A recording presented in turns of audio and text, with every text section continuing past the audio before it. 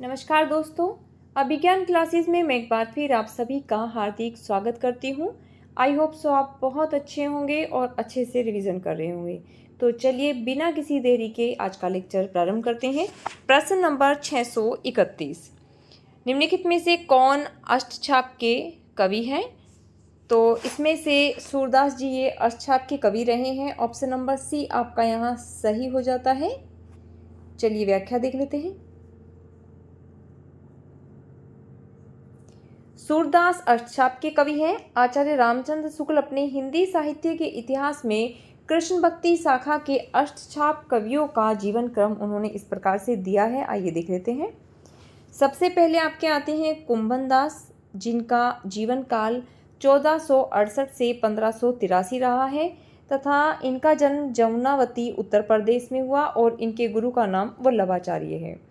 सूरदास इनका समय 1478 से 1583 ईस्वी सीही उत्तर प्रदेश में और इनके गुरु भी वल्लभाचार्य रहे हैं। परमानंद दास इनका समय 1493 ईस्वी और इनका जन्म कन्नौज उत्तर प्रदेश में हुआ तथा इनके गुरु का नाम वल्लभाचार्य है। कृष्णदास ये इनका जो समय है वो 1496 से 1578 ईस्वी चिलोतरा गुजरात में और इनके गुरु का नाम वल्लभाचार्य है। वहीं गोविंद स्वामी इनका समय 1505 से 1585 ईस्वी आंतरी राजस्थान में और इनके गुरु विठलनाथ रहे हैं। छीत स्वामी 1515 से 1585 मथुरा उत्तर प्रदेश और इनके गुरु का नाम विठलनाथ रहा है।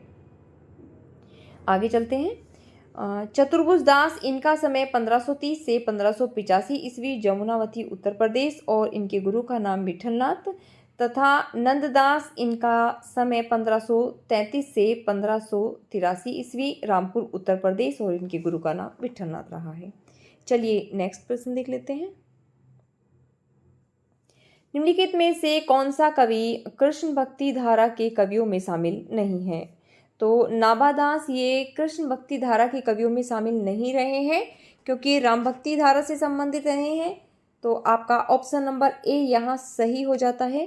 चलिए व्याख्या देख लेते हैं। नाभादास राम भक्ति धारा के कवि हैं। कृष्ण भक्ति धारा के कवि रहे हैं नंददास, हरिदास, ध्रुवदास, सूरदास, कुंभन दास, परमानंद दास, कृष्णदास, गोविंद स्वामी, छीत स्वामी, चतुर्भुज दास, रसखान, मीरा, रहीम इत्यादि। वहीं राम भक्ति काव्य धारा के कवि रामानंद, अग्रदास, तुलसीदास, नाभादास, विष्णुदास, नरहरिदास और ईश्वरदास इत्यादि रहे हैं। चलिए नेक्स्ट प्रश्न देख लेते हैं। यहाँ पर एक कथन दिया गया है, केवल प्रेम लक्षणा भक्ति का आधार ग्रहण करने के कारण कृष्ण भक्ति शाखा में अश्लील विलासिता की प्रवृत्ति जागृत हुई। यह विचार किसका है? तो यह विचार आचार्य रामचंद्र शुक्ल का है। ऑप्शन नंबर सी आपका यहाँ सही हो जाता है। चलिए नेक्स्ट प्रश्न देख लेते हैं। श्री वल्लभाचार्य ने जिस कृष्ण भक्ति को प्रतिष्ठित किया उसका दार्शनिक आधार क्या रहा है? तो श्री वल्लभाचार्य ने जिस कृष्ण भक्ति को प्रतिष्ठित किया उसका दार्शनिक आधार शुद्धाद्वैतवाद दर्शन रहा है। ऑप्शन नंबर सी आपका यहाँ सही हो जाता है। चलिए व्याख्या देख लेते हैं। वल्लभाचार्य ने अपनी कृष्ण भक्ति में जिस दार्शनिक आधार को अपनाया वह शुद्धाद्वैतवाद था, जिसमें पुष्टि भक्ति ही आधार थी। भगवान का पोषण प्राप्त करना ही भक्ति का लक्ष्य था। मध्यकाल के अन्य दर्शन थे मध्वाचार्य का द्वैत दर्शन, शंकराचार्य का अद्वैत दर्शन, निम्बार्काचार्य का द्वैतवाद, रामानुजाचार्य का विशिष्टाद्वैतवाद इत्यादि। चलिए नेक्स्ट प्रश्न देख लेते हैं। भ्रमर गीत प्रसंग का प्रतिपाद क्या रहा है? तो भ्रमर गीत प्रसंग का प्रतिपाद ये सगुण भक्ति की महिमा का निर्गुण का खंडन रहा है। ऑप्शन नंबर सी आपका यहाँ सही हो जाता है। चलिए व्याख्या देख लेते हैं। भ्रमर गीत प्रसंग का प्रतिपाद है सगुण भक्ति की महिमा का निर्गुण का खंडन। भ्रमर गीत के लेखक ये सूरदास हैं। भ्रमर गीत सूरदास कृत सूरसागर में संग्रहित है। हिंदी साहित्य में भ्रमर गीत काव्य परंपरा का प्रवर्तन सूरदास ने किया। भ्रमर गीत का सर्वप्रथम एक पूर्ण प्रसंग के रूप में वर्णन श्रीमद् भागवत के 10वें स्कंद के 47वें अध्याय के 12 से 21 श्लोक में मिलता है। सूरदास की प्रमुख 3 रचनाएं हैं सूरसागर, सुरसारावली और साहित्य लहरी। चलिए नेक्स्ट प्रश्न देख लेते हैं। भ्रमर गीत का उपजीव्य ग्रंथ कौन सा है? तो भ्रमर गीत का उपजीव्य ग्रंथ ये श्रीमद् भागवत महापुराण रहा है। ऑप्शन नंबर ए यहाँ आपका सही हो जाता है। चलिए व्याख्या देख लेते हैं।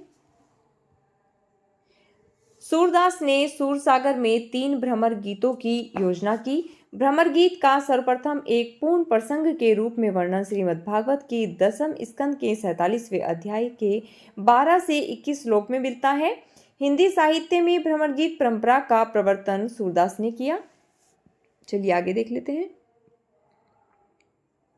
सूरदास के दृष्टकूट पद ये किस काव्य ग्रंथ में संकलित है? तो ये साहित्य लहरी में संकलित है। ऑप्शन नंबर बी आपका यहाँ सही हो जाता है। आगे व्याख्या देख लेते हैं। सूरदास के दृष्टकूट पद ये साहित्य लहरी काव्य ग्रंथ में संकलित है।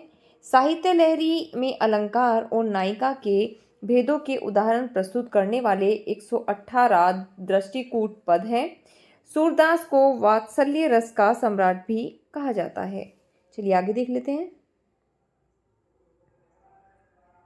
श्रृंगार और वात्सल्य रस का सम्राट किसे कहा जाता है? तो ये सूरदास जी को कहा जाता है। ऑप्शन नंबर बी आपका यहाँ सही हो जाता है। चलिए आगे देख लेते हैं। आचार्य रामचंद्र शुक्ल ने तुलसीदास को अनुप्रास का बादशाह कहा है और नंददास को जड़िया कवि कहा जाता है। चलिए नेक्स्ट प्रश्न देख लेते हैं। गौड़ीय संप्रदाय के प्रवर्तक आचार्य कौन थे? तो गौड़ीय संप्रदाय के प्रवर्तक आचार्य चैतन्य महाप्रभु थे। ऑप्शन नंबर सी आपका यहाँ सही हो जाता है। चलिए यहाँ पर कुछ संप्रदाय और उनके प्रवर्तक दिए गए हैं, उनको देख लेते हैं। वल्लभाचार्य ये रुद्र संप्रदाय के प्रवर्तक रहे हैं और इनका दार्शनिक मत शुद्धाद्वैतवाद रहा है। मध्वाचार्य ये ब्रह्मा संप्रदाय से संबंधित रहे हैं और इनका दार्शनिक मत द्वैतवाद रहा है। वहीं चैतन्य महाप्रभु ये गौड़ीय संप्रदाय से संबंधित रहे हैं और उनका दार्शनिक मत अचिंत्य भेदाभेद रहा है। स्वामी हरिदास ये सखी संप्रदाय के प्रवर्तक रहे हैं। चलिए आगे देख लेते हैं। अष्टछाप में कवियों की संख्या कितनी थी? तो नाम से ही पता चल रहा है। यहाँ अष्टछाप में कवियों की संख्या 8 रही है। ऑप्शन नंबर बी आपका यहाँ सही हो जाता है। गोस्वामी विठलनाथ ने सन 1565 ईस्वी में 4 वल्लभाचार्य और 4 अपने शिष्यों को मिला करके अष्टछाप की स्थापना की। अष्टछाप के जो 8 कवि हैं उन्हें देख लेते हैं। कुंभन दास, सूरदास, परमानंद दास, कृष्णदास, गोविंद स्वामी, छीत स्वामी, चतुर्भुज दास और नंददास।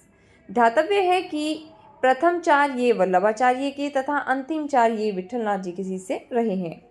चलिए नेक्स्ट प्रश्न देख लेते हैं। निम्नलिखित में से कालक्रम के अनुसार इन्हें व्यवस्थित करना है। तो सबसे पहले स्वामी हरिदास, उसके बाद सूरदास, फिर मीराबाई और सबसे अंत में आपके रसखान आ जाते हैं। ऑप्शन नंबर बी आपका यहाँ सही हो जाता है। आइए इनका कालक्रम देख लेते हैं। स्वामी हरिदास 1478 ईस्वी, सूरदास 1478 ईस्वी, मीराबाई 1516 और रसखान 1533 ईस्वी। चलिए आगे देख लेते हैं। 252 वैष्णवन की वार्ता की भाषा क्या रही है? तो इसकी भाषा ब्रज भाषा रही है। ऑप्शन नंबर ए यहाँ आपका सही हो जाता है। चलिए व्याख्या देख लेते हैं।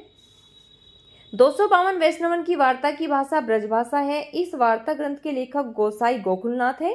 इस वार्ता ग्रंथ के अतिरिक्त 84 वैष्णवन की वार्ता भी गोकुलनाथ का ग्रंथ है।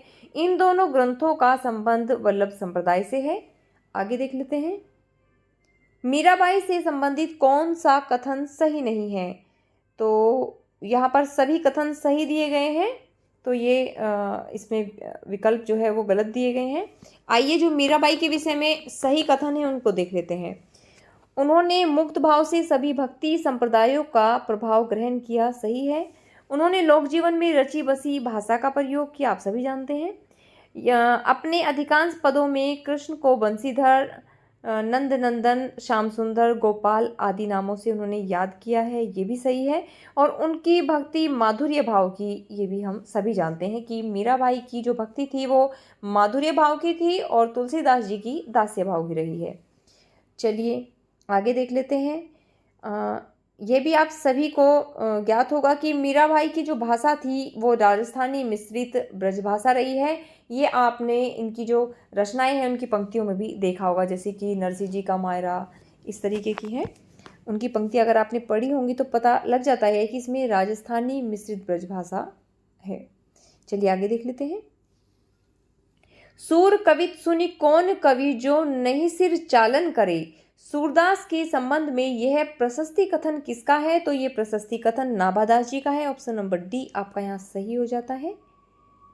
व्याख्या देख लेते हैं। नाभादास ने हिंदी भक्तमाल की परंपरा का सूत्रपात किया।